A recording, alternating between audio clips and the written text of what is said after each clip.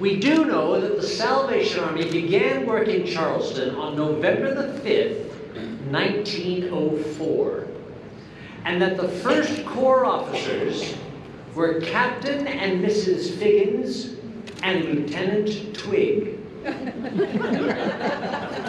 We know that their first premises were rented at 901 Foy Street. I'm not sure where that is in Charleston. 901 Foy Street.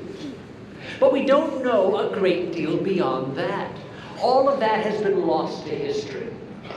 But though we don't have a lot of detail, there are a few things that we can reliably reconstruct based upon our understanding of the Salvation Army at that time. There are really three of them. The first is, we can be absolutely sure that Captains Figgins and Lieutenant Twigg had no money.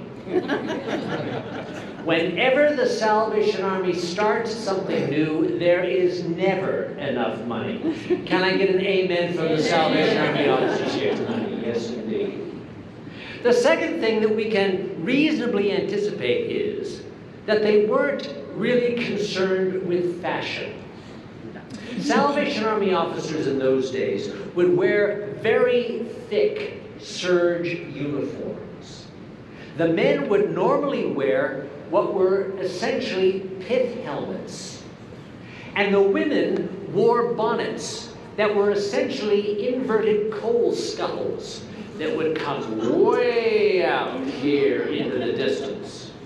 Now, this was not only because they wanted to stand out as Salvation Army personnel, but because in those days, they would be pelted with rotten vegetables and with stones. Salvationists were martyred in locations across the nation. So these large coal scuttle bonnets and the thick serge uniforms and pith helmets were their armor for the work that God had called them to do. The third thing that we can say, probably without fear of rebuttal, is this: that on their first day here in Charleston, Captains Figgins and Lieutenant Twigg and a couple of friends marched down the streets of Charleston and formed what we call in the Salvation Army an open-air meeting. Now, an open-air meeting consists of a small circle of individuals. They would always do it in a circle for two reasons. The first is that when you're standing in a circle, you can look across to the person on the other side of the circle and be encouraged by seeing that person doing the same thing that you are.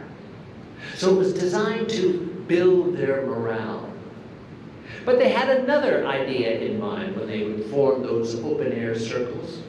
And that was, they knew they would attract more people. If you line up along a building and conduct a service and try to attract people, people will be uncomfortable. They don't want to be seen standing there looking at people in front of a wall. When you form a circle, you automatically form the front row, and people are far more willing to come up behind you, to look over your shoulder and find out what's happening in the middle of the circle.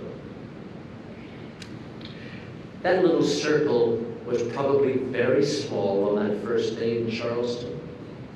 And so there was really no reason to anticipate that the arrival of the Salvation Army in this city was going to make a difference to anyone.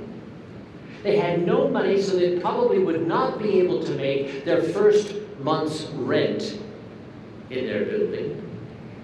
They were going to stand out as sore thumbs in the minds of many, and they were causing obstructions in the streets.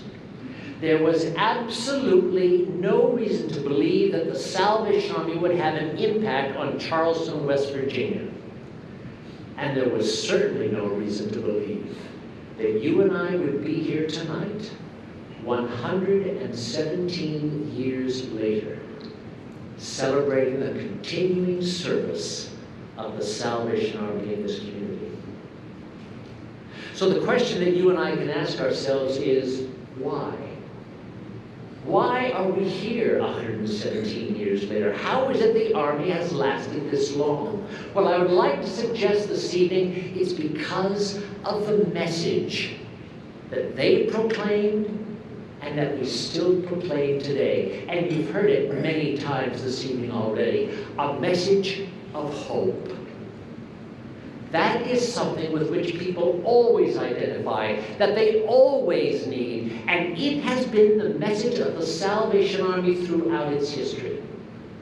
Now, we're not the first to proclaim a message of hope, and I want to begin by making sure you and I understand each other about what I mean when I say hope.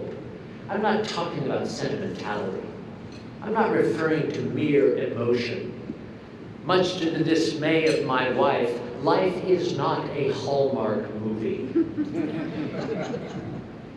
I'm talking about hope in the sense that it is an energy, a willingness to act based upon deep conviction that will combat despair that would otherwise poison our minds and paralyze our spirits. It's the kind of hope that has always changed things. Thomas Jefferson understood that. We hold these truths to be self-evident, that all men are created equal, that they are endowed by their Creator with certain unalienable rights, that among these are life, liberty, and the pursuit of happiness. Abraham Lincoln understood it. We here highly resolved that these dead shall not have died in vain, that this nation, under God, shall have a new birth of freedom, and the government of the people, by the people, for the people, shall not perish from the earth. FDR understood hope. Let me assert my firm belief that we have nothing to fear but fear itself. Winston Churchill. We will fight them on the beaches.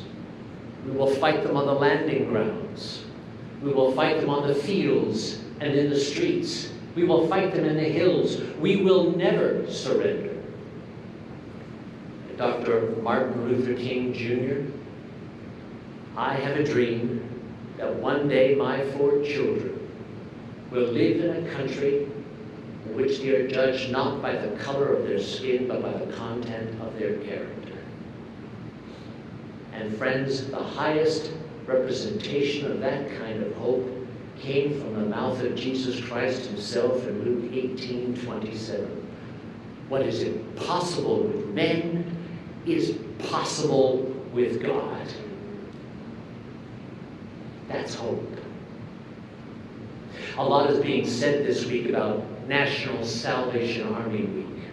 We would not have National Salvation Army Week were it not for one particular story of hope. You see, National Salvation Army Week was created by President Dwight D. Eisenhower in 1954. He did it because he knew of the Salvation Army service to American military personnel during World War II. The Salvation Army had been one of the founding organizations for the USO, providing all kinds of food and supplies and support to the troops. But that had only happened because the Salvation Army had served donuts to the doughboys on the front lines in France in World War I.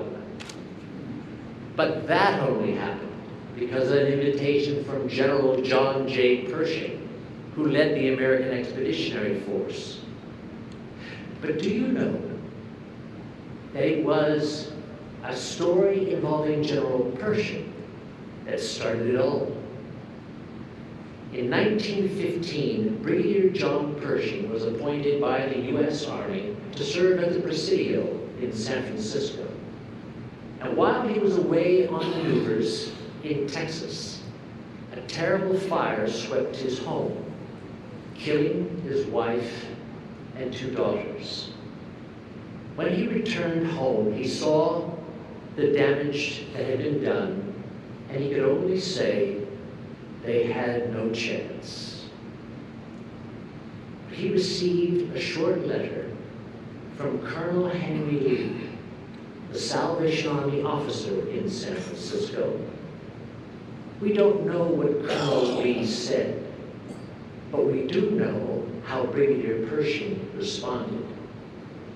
We have in our archives at National Headquarters a small letter from him to Colonel Lee, and he simply says, "Dear Colonel, thank you so much for your letter. You cannot imagine how much it has meant to me." In 1917, when American boys were going overseas, Pershing remembered the hope that the Salvation Army had brought to him.